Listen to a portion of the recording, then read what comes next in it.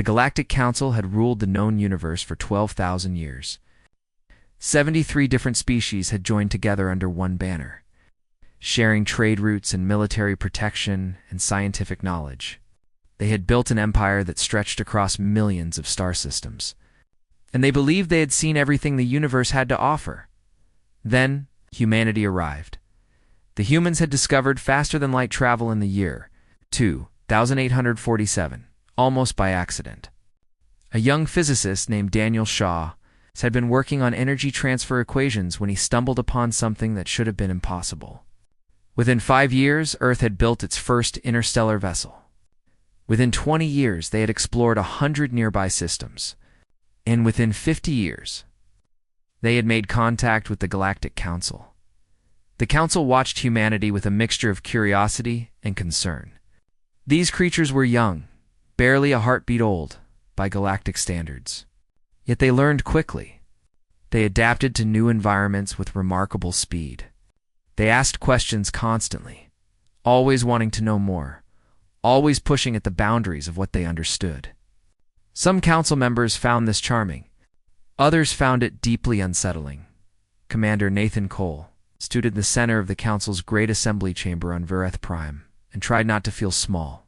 The chamber was enormous, stretching upward for nearly a kilometer into the pale green sky. Floating platforms held representatives from dozens of species, each one more alien than the last. There were the Vorthani, tall insectoid beings with clicking mandibles and compound eyes that seemed to see everything at once.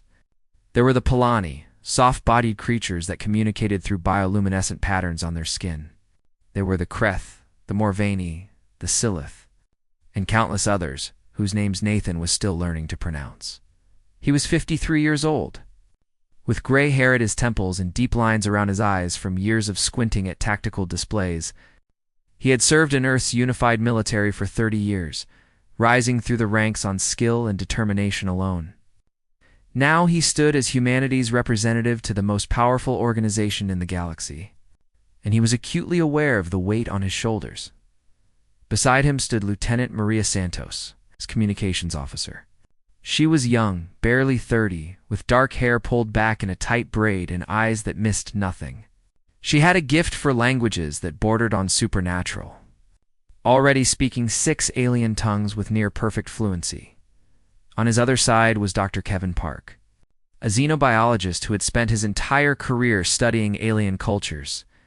He was nervous, Nathan could tell, fidgeting with the datapad in his hands. But his knowledge had proven invaluable in preparing for this meeting. "Hi!" Chancellor Zithrix descended from the central platform, her wings carrying her down in lazy spirals until she landed before the human delegation. She was ancient, even by Vorthani standards. Her exoskeleton faded to a dull gray that spoke of centuries of life. But her eyes were sharp, and her mandibles clicked in precise patterns that the translation device rendered into clear speech. "Commander Cole, on behalf of the Galactic Council, I welcome humanity to this assembly." Nathan bowed his head in the gesture of respect that Kevin had taught him. "Hi, Chancellor. Earth is honored by this invitation. We hope this is the beginning of a long and fruitful partnership." Zithrix studied him for a long moment. Nathan had learned enough about Vorthani body language to recognize calculation in her posture. She was measuring him, weighing him, trying to determine what kind of threat or asset he might represent. "Humanity has impressed us," she said finally. "Your species is young, but you have shown remarkable potential. You have respected our territories and honored our protocols. You have proven yourselves capable of reason and restraint." Nathan felt a small surge of pride. Getting to this point had not been easy. There had been factions on Earth who wanted to expand aggressively, to claim every unclaimed system they could reach.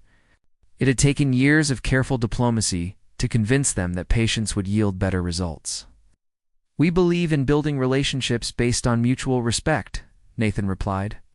"Earth has much to learn from the Council, and perhaps we have something to offer in return." Zithrix's mandibles clicked in what might have been amusement. "Indeed. Which brings me to the purpose of this assembly." She gestured with one slender limb, and a holographic display materialized in the air between them. It showed a section of space that Nathan did not recognize, marked with symbols in several alien languages.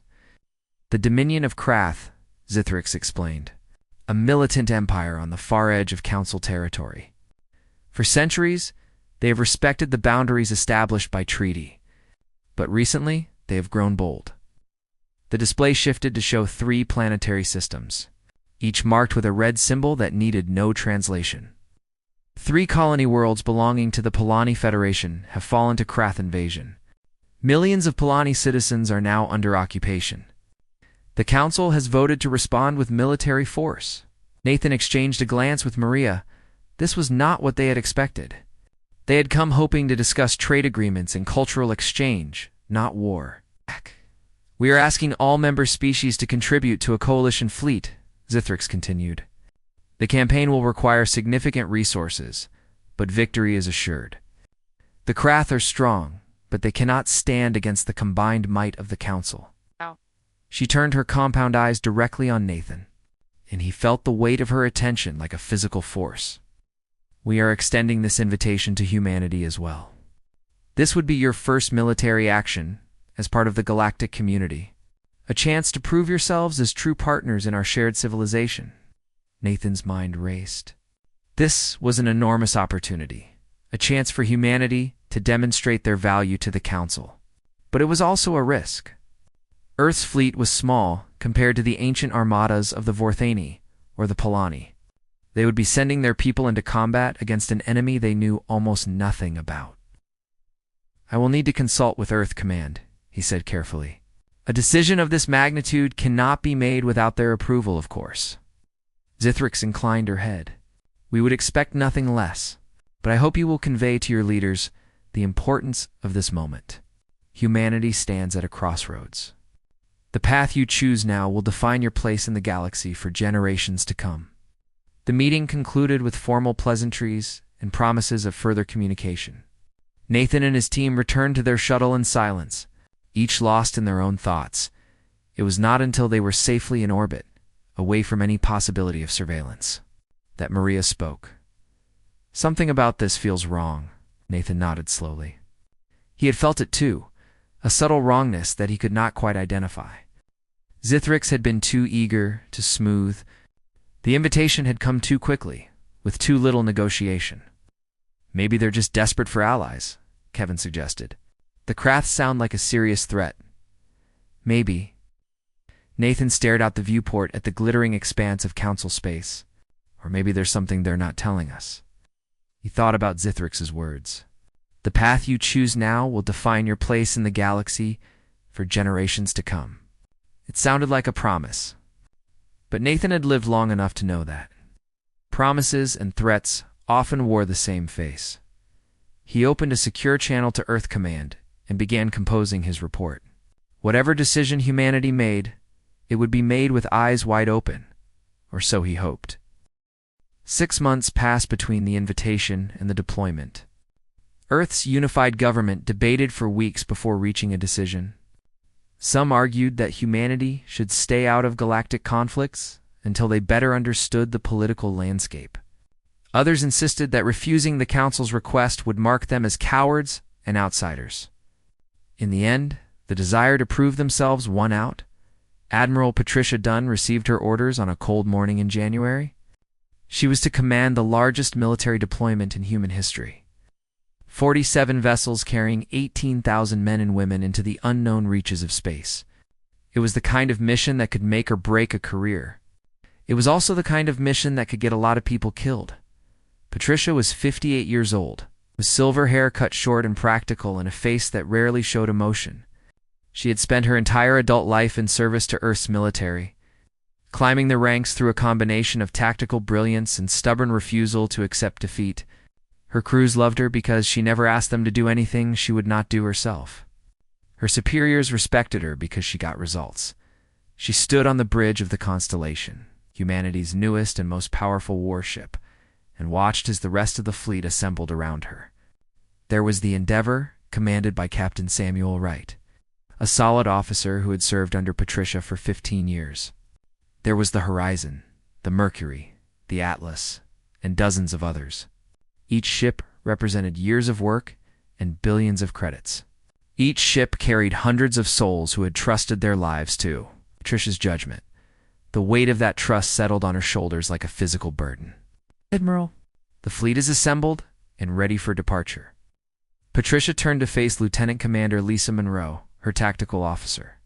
Lisa was young for her position, only 34. But she had a mind like a computer and instincts that bordered on precognition. Patricia had personally requested her for this mission. "Thank you, Commander. Signal all ships to begin the jump sequence." The fleet moved as one, their engines flaring bright blue against the darkness of space. One by one, they engaged their faster-than-light drives and vanished into the void. The journey to the staging point near Krath territory would take 3 weeks. Patricia intended to use every hour of that time preparing her people for what lay ahead. The staging point was a barren system, with no habitable planets, chosen specifically because it offered no strategic value to either side. When the human fleet arrived, they found the coalition forces already assembled. The sight took Patricia's breath away. Thousands of ships filled the space around them. Vorthani carriers the size of small moons. Polani cruisers that seemed to flow like liquid metal. Vessels from a dozen other species, each one stranger than the last. The combined firepower in this system could have destroyed entire civilizations. And yet something felt wrong. Patricia studied the tactical display in her ready room. Comparing the coalition's formation to standard military doctrine, what she saw made her frown. "Commander Monroe, come look at this." Lisa entered the ready room and joined Patricia at the display. Her eyes widened as she processed the information. "They're positioning us at the forward edge of the assault," she said slowly. "The human fleet is supposed to lead the attack, while the Vorthani and Polani hold back in reserve positions." Patricia traced the battle lines with her finger. "Does that make sense to you?" Lisa shook her head. "We're the smallest and least experienced force in the coalition. Standard tactics would put us in a support role, not on the front line, unless they want to see what we can do, or unless they expect us to take the heaviest casualties." The words hung in the air between them. Patricia had been thinking the same thing, but hearing it spoken aloud made it feel more real. She pulled up the intelligence reports on the Krath defensive positions. The enemy had concentrated their strongest forces in the sector where human ships would be attacking. It could be coincidence. It could be that the Krath simply had good military instincts. Or it could be something else entirely. "Get me a secure channel to Earth Command," Patricia ordered. "I want clarification on our mission parameters." The response came back within hours, and it was not what Patricia had hoped to hear. The Council had specifically requested that human forces take the forward position. This was presented as an honor, a sign of trust in humanity's capabilities. Any deviation from the plan would be considered a violation of alliance obligations and could result in humanity's expulsion from the Council. "Patricia, read the message 3 times before setting it." "Aside, they've boxed us in," Lisa said quietly. "If we refuse, we lose our place in the galactic community. If we accept, we walk into whatever trap they've set." "You think it's a trap?" Lisa hesitated. "I think something is very wrong here. The positioning makes no tactical sense unless the goal is to get our ships destroyed. But why would the Council want that? We're supposed to be allies." Patricia had been asking herself the same question. Humanity had done nothing to threaten the Council. They had followed every rule, respected every boundary, bent over backward to prove themselves worthy of membership. What could they possibly have done to deserve this? Unless their mere existence was the problem, the thought came unbidden, and Patricia tried to push it away, but it refused to leave. Humanity was young and ambitious, and growing faster than any species in galactic history. They asked too many questions and learned too quickly and refused to accept the limitations that older species took for granted. To a civilization that had maintained power for 12,000 years, that kind of energy might look less like potential and more like threat, she thought about. Nathan Cole's report from the Council meeting.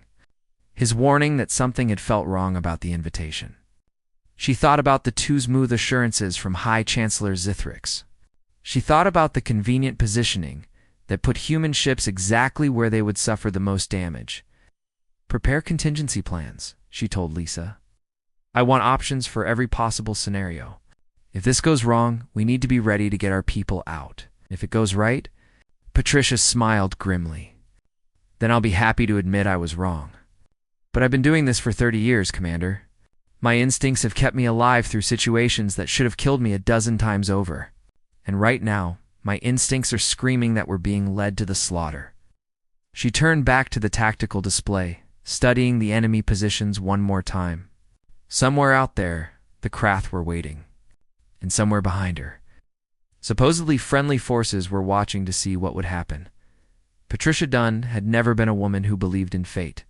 She believed in preparation and planning, and the strength of the people who served under her.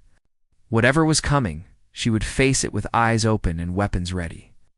Signal all ships, she said. Battle stations. We move at dawn. The fleet responded instantly, thousands of crew members preparing for combat. They trusted their admiral to lead them through whatever lay ahead. Patricia only hoped that trust was not misplaced. Tomorrow would bring answers. She was not certain she would like them. The battle began at 600 hours, standard Earth time. The human fleet advanced toward the Krath defensive line in a tight formation, shields raised and weapons charged. Behind them, the coalition forces held their positions, supposedly waiting for the right moment to join the assault. Admiral Patricia Dunn stood on the bridge of the Constellation, her eyes fixed on the tactical display. The Krath ships appeared as red dots on the screen, hundreds of them arranged in a defensive pattern around the contested sector. They were waiting, silent and still, like predators watching prey walk into their jaws. All ships report ready, Admiral, said Lieutenant Commander Lisa Monroe. Patricia nodded. Begin the approach. Standard attack formation. Tell all captains to watch for my signal. The fleet moved forward. On the Endeavor, Captain Samuel Wright gave quiet orders to his crew. On the horizon, Commander Amy Chen ran final checks on her weapon systems. On 45 other ships, 18,000 humans prepared to fight. For their place among the stars, they never had a chance. The first warning came from the scout ship Mercury, which had pushed ahead of the main fleet to gather intelligence. Her captain, a young woman named Rachel Torres, sent a frantic transmission just before her ship exploded. Admiral, the enemy fleet is twice the size we were told. They knew we were coming. They knew exactly where we would be. Then the Mercury vanished from the display, replaced by a brief flare of light that marked the death of 112 people. All ships. Defensive positions, Patricia ordered immediately, but it was already too late. The Krath attacked from 3 directions at once. Energy weapons tore through space, striking human ships with devastating accuracy. The destroyer Valiant took a direct hit to her engine section and broke apart in a shower of debris. The cruiser Atlas lost her forward shields and began venting atmosphere from a dozen hull breaches.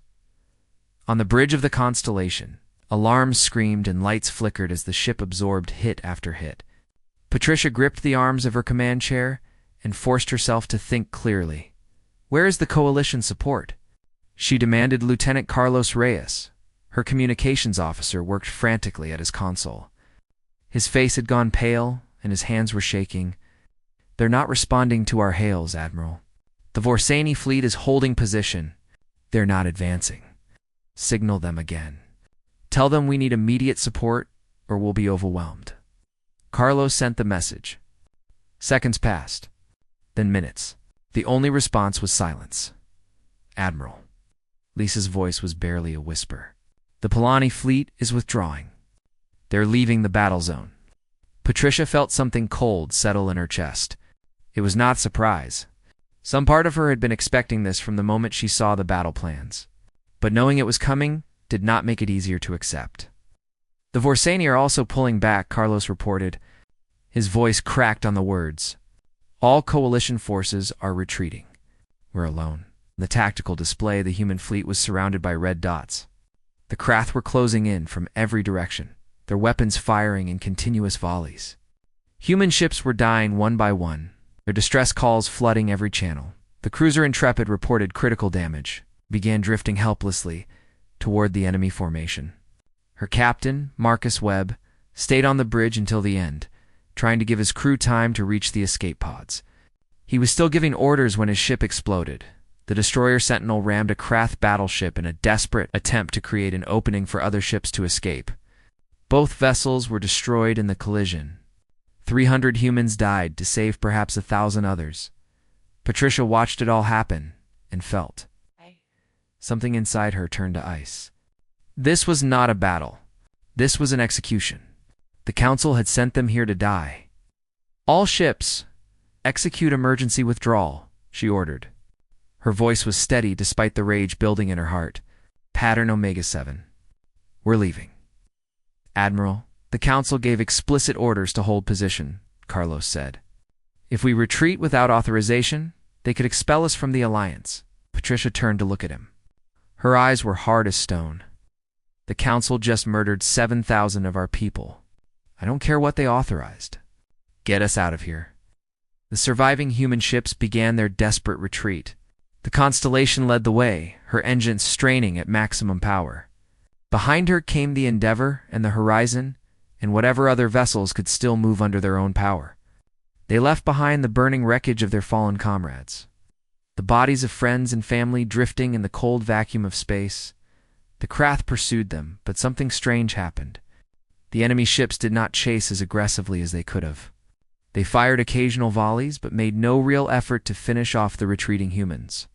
It was almost as if they had been told to let the survivors escape. Patricia noticed this and filed it away for later analysis. Right now, her only priority was getting her people to safety. The retreat took hours. Human ships jumped to faster-than-light speed in small groups, each one covering the others as they made their escape. By the time the last vessel cleared the battle zone, the cost of the engagement had become horribly clear. 28 ships destroyed. 7,432 humans dead. The entire families wiped out in an instant. Entire crews who would never go home again. Patricia sat alone in her ready room after the final count was confirmed. She stared at the list of names on her data pad, scrolling through page after page of people who had trusted her to lead them. People who had believed they were fighting for a just cause alongside honorable allies. She thought about the council chamber on Varith Prime, where Nathan Cole had stood and accepted the invitation that led to this disaster. She thought about High Chancellor Zithrix and her smooth assurances of partnership and trust. She thought about every sign they had missed. Every warning they had ignored. The door chimed, and Lisa Monroe entered without waiting for permission. She had a cut on her forehead from a falling piece of debris, but she had refused medical treatment until everyone else had been seen to. The fleet is safe, she reported. We're on course for Earth space.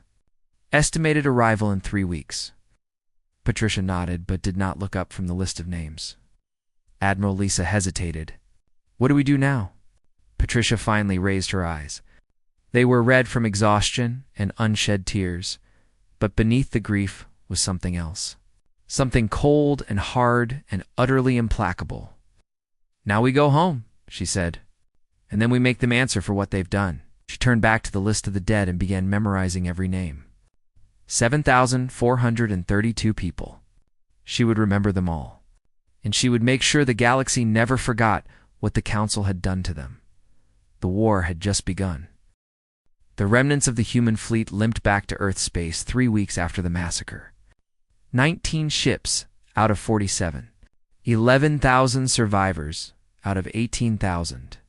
The numbers told a story of horror that words could not capture.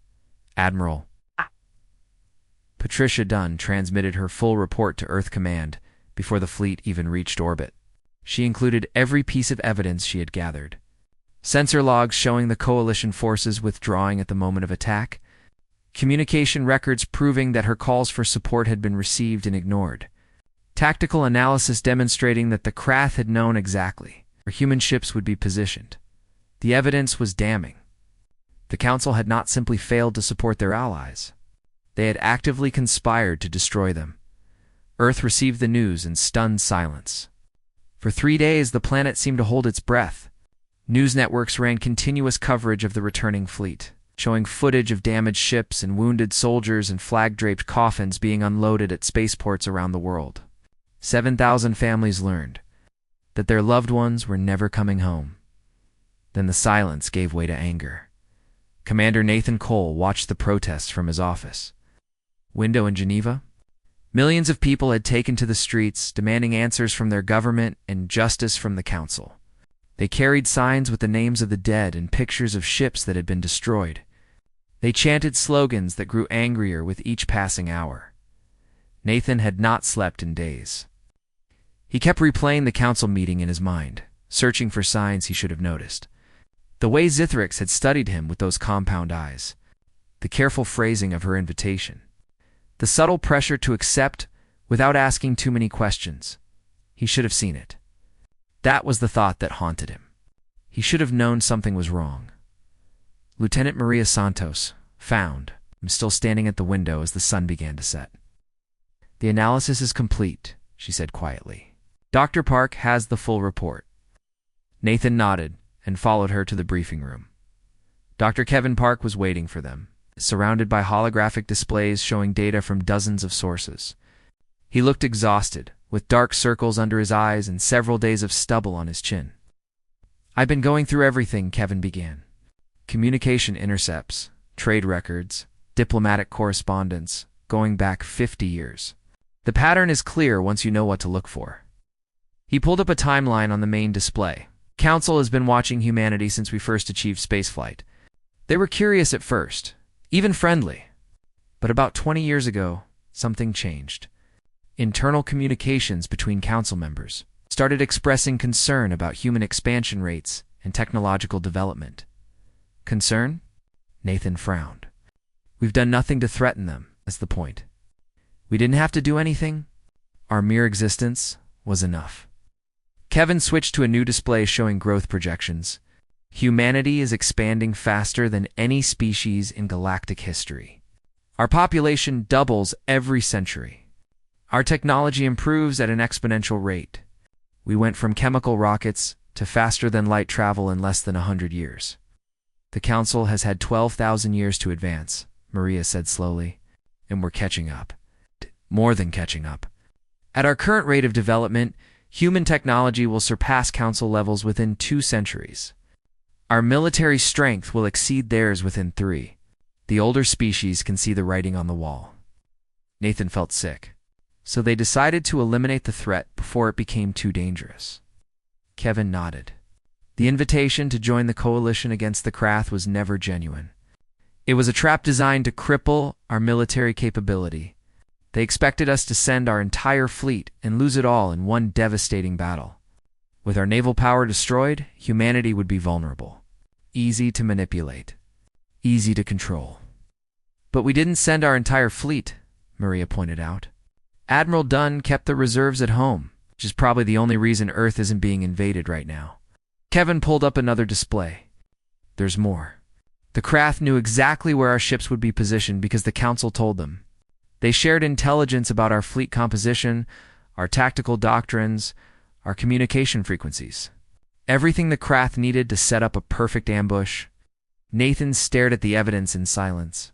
Part of him had hoped there would be another explanation, some misunderstanding that could be resolved through diplomacy. But the data left no room for doubt.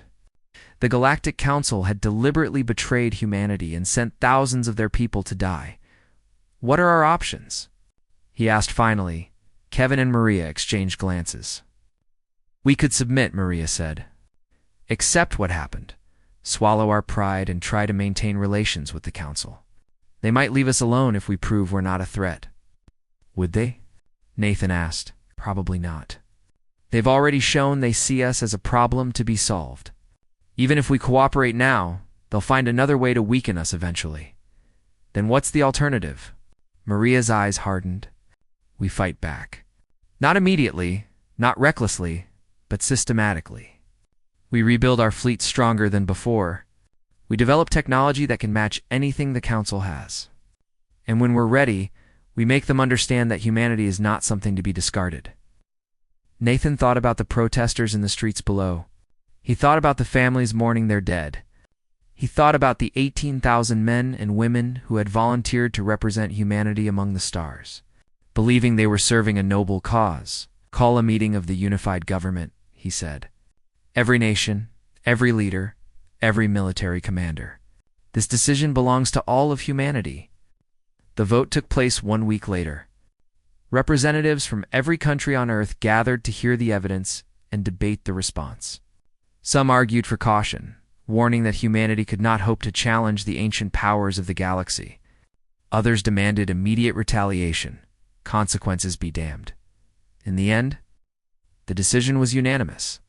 Earth would not submit. Earth would not forget. Earth would rebuild and grow and prepare for the day when the Council would have to face the consequences of their betrayal. Admiral Patricia Dunn was promoted to Fleet Admiral and given command of humanity's entire naval force. Her first order was simple: begin construction of new ships, double our production capacity, triple our recruitment numbers. We have a lot of work to do. The message was transmitted across the planet and beyond. Humanity was not broken. Humanity was just getting started, and somewhere in the halls of the Galactic Council, the species who had thought themselves safe began to realize they had made a terrible mistake. 5 years passed. The Galactic Council watched and waited for humanity to collapse. They expected riots and civil war. They expected economic devastation and political chaos. They expected the young species to tear itself apart under the weight of grief and betrayal. They were wrong. Instead of breaking, humanity united in a way it never had before. Old rivalries between nations vanished overnight. Resources that had once been hoarded were freely shared. Scientists who had worked in isolation began collaborating across every border and boundary. The entire species focused on a single goal with terrifying determination. Factories that had produced consumer goods retooled for military production. Shipyards that had built one vessel a year began launching one a week. Universities shifted their research priorities to weapons development and defensive technology. Every man and woman on Earth understood what was at stake. The Council had tried to destroy them. Now, humanity would show them what a mistake that had been. Fleet. Admiral Patricia Dunn oversaw the transformation from her headquarters in Geneva. She worked 80-hour days, reviewing designs and approving production schedules and training the thousands of new recruits who'd flooded into the military. Her hair had gone completely white in the years since the massacre. Oh, but her eyes burned with the same cold fire that had kept her alive during the retreat from Krath space. She never forgot the names of the dead. She had them engraved on a memorial wall in her office. 7,432 names arranged in neat columns. Every morning she stood before that wall and renewed her promise to honor their sacrifice. By the end of the 5th year, humanity's fleet had grown from 19 damaged survivors to 300 warships. Each one was built using lessons learned from the massacre. Stronger shields, faster engines, weapons that could punch through Council defenses like paper. The engineers had studied captured craft technology and improved upon it. They had analyzed Council vessels and found their weaknesses. More importantly, they had placed ships throughout the galaxy in secret. Small squadrons hidden in nebulae and asteroid fields and dead systems that no one thought to monitor. They had mapped every Council supply line and communication hub. They knew where every important installation was located. When Patricia finally gave the order to move, humanity struck everywhere at once. The constellation led the main fleet toward Varith Prime, home of the Galactic Council. 300 ships dropped out of faster-than-light travel in perfect formation, their weapons armed and their shields raised. It was the largest human fleet ever assembled, carrying 50,000 soldiers ready to fight for their species. Hi, Chancellor. Zithrix received the news in her private chambers. For a long moment, she simply stared at the report, her mandibles clicking in patterns that conveyed disbelief. Impossible, she said. Their fleet was destroyed. They should have nothing left. They rebuilt, her aide replied. Faster than anyone predicted. They have ships positioned throughout our territory. Our supply lines are compromised. Our communication networks are being jammed. Zithrix rose from her seat and moved to the window. Outside, she could see human vessels taking up positions around her world. There were so many of them. Where had they all come from? Open a channel to the human flagship, she ordered. I will speak with their commander.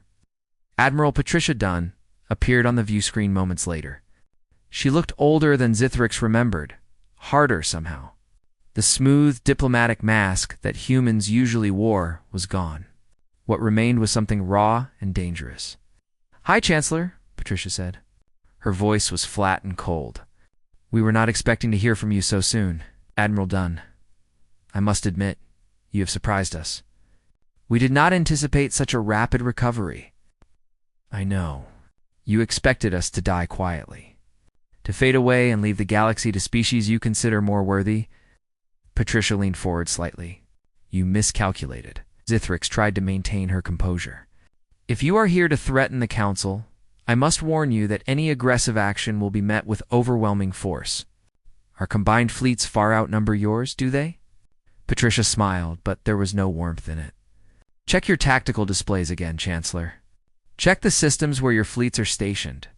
Check your homeworlds. Zithrix turned to her aide, who was frantically working at a console. The color drained from his face as he processed the incoming data. Human ships have been detected in orbit around every major Council world, he reported. They have vessels positioned at our shipyards, our fuel depots, our command centers. If they attack simultaneously, they could cripple our entire infrastructure within hours. Patricia watched Zithrix absorb this information. The old insectoid seemed to shrink somehow, her confidence crumbling as she realized the true scope of what humanity had accomplished. We could destroy you, Patricia said simply. Right now. Today. We could burn your worlds and scatter your fleets and leave your civilizations in ruins. And the thing is, Chancellor, we would be justified. By any standard of morality or law, we would be within our rights to respond to your treachery with annihilation. Zithrix said nothing. Her mandibles had stopped clicking entirely. But we are not going to do that. Do you know why? The Chancellor remained silent. Because that would make us like you. And we would rather die than become what you are. Patricia stood straighter in her command chair. Here's what is going to happen. Humanity is withdrawing from all Council agreements.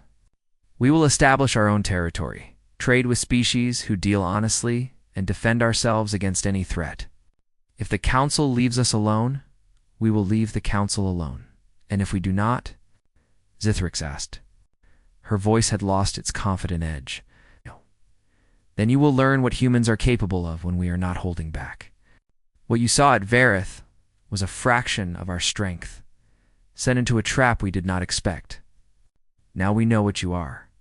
Now we are prepared. Patricia paused to let her words sink in. The Council tried to use us as pawns and discard us when we were no longer useful. That will never happen again. We are done being pieces on your board.